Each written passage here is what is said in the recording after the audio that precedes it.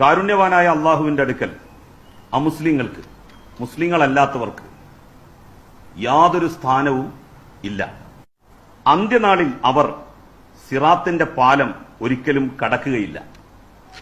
സിറാത്തിന്റെ പാലം എന്ന് പറഞ്ഞാൽ നരകത്തിനു മുകളിലൂടെയുള്ള ഒരു പാലമാണ്. അത് കടന്നാണ് സ്വർഗത്തിലെത്തുക. ഈ വാചകമനുസരിച്ച് മുസ്ലിങ്ങളല്ലാത്ത ആരും സ്വർഗത്തിൽ കടക്കില്ല. ഇങ്ങനെയുള്ള അബദ്ധജടിലമായ ധാരണകളും വിശ്വാസങ്ങളും ഇപ്പോഴും ഓരോ മതവിഭാഗവും അവരവരുടെ അനുയായികളെ പഠിപ്പിക്കുന്നു എന്ന് വരികിൽ നാം നേടിയ നവോത്ഥാനവും പരിഷ്കരണവും എവിടെ എത്തി നിൽക്കുന്നു? അത് അന്നത്തെ മന്ത്രിയുടെ മുഖത്തേക്കൊക്കെ ഇട്ട് പാടിയതാണ്. ഇന്ന് പല ആൾക്കാരും മുഖത്ത് നോക്കിയിട്ട് പാടേണ്ട അവസ്ഥ വന്നപ്പോ നമ്മൾ സ്റ്റേജിൽ വെച്ചിട്ട് പാടുകയാണ്. അലായ ദുന്യാവിന്റെ പൂജകനെ ദുന്യാലിശാനീക്ക. ദുന്യാവിന്റെ ആൾക്കാരൊപ്പം നിന്നിട്ട് ആഖിറത്തിന്റെ ആൾക്കാരെ പഴിച്ചാലല്ലേ? അത് ദുന്യാവിന്റെ ആൾക്കാർക്കാണ് കൊടുത്തിട്ട് ഇങ്ങോട്ട് വാ. എന്തുകൊണ്ട്? കമാ അൽഹാക കദ്ദഹറു കദാ കദ്ദഹറു യുബ്കീക. ഭരണം കയ്യിൽ കിട്ടിയപ്പോൾ കാലം നിന്നെ ചിരിപ്പിച്ചുവല്ലേ? എന്നാൽ നിന്നെ ചിരിപ്പിച്ച കാലമില്ലേ, അതൊരു പക്ഷേ 5 കൊല്ലമായിരിക്കും. ഇതേ കാലം യുബ്കീക, നാളെ നിന്നെ കരയിപ്പിക്കുന്നതാണ്.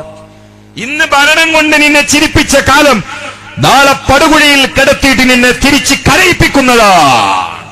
സാദുനുൽ മജ്നൂൻ എന്ന സൂഫിയുടെ കവിതയാണ്. സൂഫിയാക്കള ഇന്നത്തെ ചർച്ച. അതുകൊണ്ട് ഇത് അന്നത്തെ ഒരു മന്ത്രിയുടെ മുഖത്തേക്ക് നോക്കിയിട്ട് സാദുനുൽ മജ്നൂൻ പാടിയപ്പോൾ അന്നത്തെ മന്ത്രി ഈമാനുള്ള ആളായിരുന്നു. മഗ്രിബ് വരെ ബോധം കെട്ട് വീണ് കടന്നു എന്ന് ചരിത്രത്തിൽ കാണുന്നു. ഇന്നത്തെ മന്ത്രിക്ക് കുന്നുലിങ്ങിയാലും കുഞ്ഞാത്ത ഉലുമുല എന്നുള്ള അവസ്ഥയിൽ അദ്ദേഹം ലയിച്ചു പോയിട്ടുണ്ട്. അള്ളാഹു എല്ലാവരെയും സലാമത്തായി കൊടുക്കട്ടെ. അള്ളാഹു എല്ലാവരെയും സലാമത്ത്. ഈ ഒരു മെസ്സേജ് മാത്രം നൽകി ഇതൊരാളെ കുറ്റം പറഞ്ഞല്ല, ഞാൻ സങ്കടം പറഞ്ഞാണ്. നമ്മൾ ദ്വാരം കൊടുക്കണം. ആരും നാശമല്ല കരുതണ്ടേ, നമ്മൾ ദ്വാരം കൊടുക്കണം. കാരണം അത്യന്തം ആധ്യാത്മികമായ ഏറ്റവും വലിയ ദുരന്ത വർത്തമാനാ പറയുന്നത്. അള്ളാഹു കൊണ്ട് തടഞ്ഞിട്ടില്ലെങ്കിൽ ഈമാൻ തന്നെ തെറിച്ചു പോകുന്ന അവസ്ഥയിലുള്ള വാക്കുകളെ പറയുന്നത്. നാവുമ കൂടി അത് വരുന്നത് എന്താ പറയുക? തൗഹീദിന്റെ ആളുകൾ മാത്രമേ അള്ളാന്റെ ആൾക്കാരുള്ളൂ, മറ്റൊക്കെ അള്ളാന്റെ ആൾക്കാരല്ല എന്നാണ് ഇവരുടെ വിശ്വാസം. എന്നിട്ട് ആരെയും ഈ പഴിച്ചാരനേന്ന്? ബാപ്പാനെയും വല്യപ്പാനെയും അലിഫും പാമ്പ് പഠിപ്പിച്ച ഉസ്താദിനെയും വല്യമ്മാനെയും ഇവരെയാണോ ഈ പറയുന്നത്? നിങ്ങൾ വന്നത് ഏത് തോട്ടത്തിലാ? നിങ്ങൾ വന്നത് ഏത് ലൈനിലൂടെയാ? നിങ്ങൾ മുമ്പ് ഓതിയിരുന്ന ഖുർആന്റെ ആയത്തിന്റെ അർത്ഥങ്ങൾ എന്താണ്?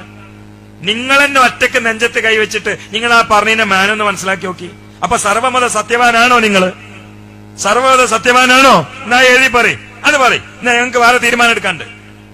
നിങ്ങൾ സർവമത സത്യവാനാണോ?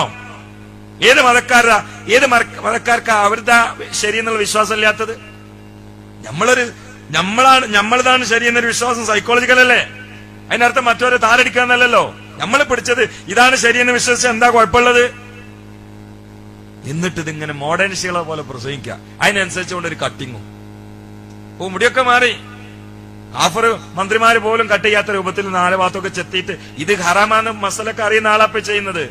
അതാ പറഞ്ഞത് ചാരിയത് മണക്കുന്നു. 4 ഭാഗത്ത് മുടിയൊക്കെ മൊട്ടടിച്ച് നടുവിൽ ഇങ്ങനെ വെച്ച് ഞെരിയാണിക്കപ്പെട്ട് തുണി എടുത്തിട്ട് പത്രക്കാരമ്പിൽ ഇങ്ങനെ പറയാം, മുസ്ലിമീങ്ങൾ മാത്രമേ സ്വർഗത്ത് പോകുന്നു വിശ്വസിക്കുന്നു.